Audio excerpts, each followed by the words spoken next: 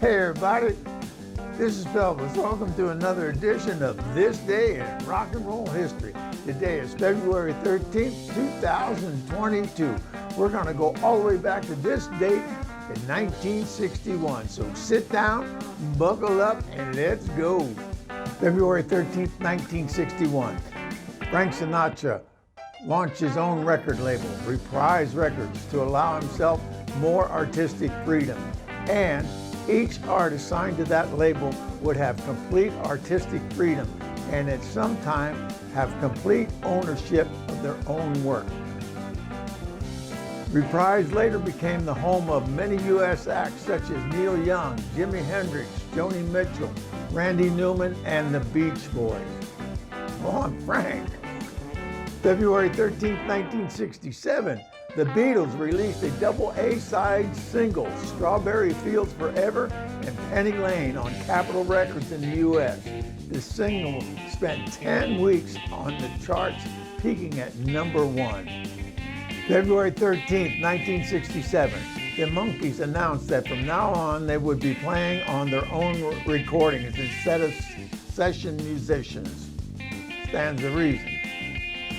February 13, 1969, Bob Dylan recorded versions of Lay Lady Lay at Columbia Recording Studios in Nashville, Tennessee.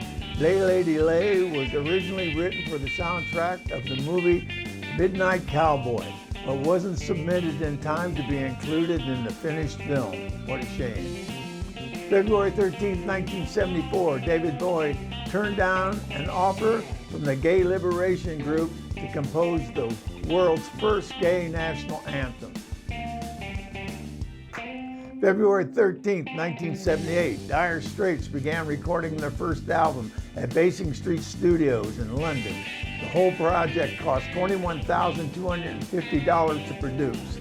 The album, which featured the group's breakthrough single, Sultans of Swing, went on to enjoy a 132-week run on the UK charts. Whoa! February 13th, 1980, police raided the home of former Sex Pistols John Lydon, who greeted them wearing a ceremonial sword. The only illegal item they found was a canister of tear gas, claimed to be for self-defense against intruders.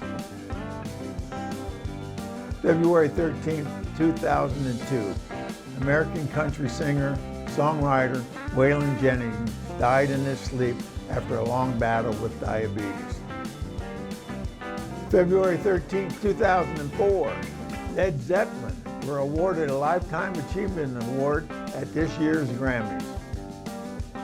February 13, 2005, readers of UK newspaper The Sun voted George Michael's Careless Whispers as the greatest British pop single of the past 25 years. What a good song. February 13, 2007, Rod Stewart was paid $1 million for a 1-hour gig at a billionaire's birthday bash. Now that's the gig that lands, buddy. All right, that's this day in rock and roll history, February 13th. Woo! Now, I'm telling you, I just skimmed the top of this. If you want to get deeper into all of this, there's a link down below. I implore you, go down there and click that link and check out all this information. You go back time, to the day, to the year, to the month, whatever you want to know, it's there. Just click the link. Like I said, I just skimmed the top for you. I just want you to get involved in this because it's worth getting involved in. Okay, but if you want to make some rock and roll history with this old man, and you're an independent musician, send me your material. I'm looking. I have a show called Screw the News, and I feature the work of independent musicians. And it costs you nothing. Zero, zap, zoop, nothing. Nada. All right? Send your material. Contact me at screwthenews2020@gmail.com. We'll talk it over. I'll wrap a show around it. Looks a hell of a lot like this. And we'll spit it out there and get you a new fan base. All right? And until I hear from you, this is Old Pelvis saying, adios.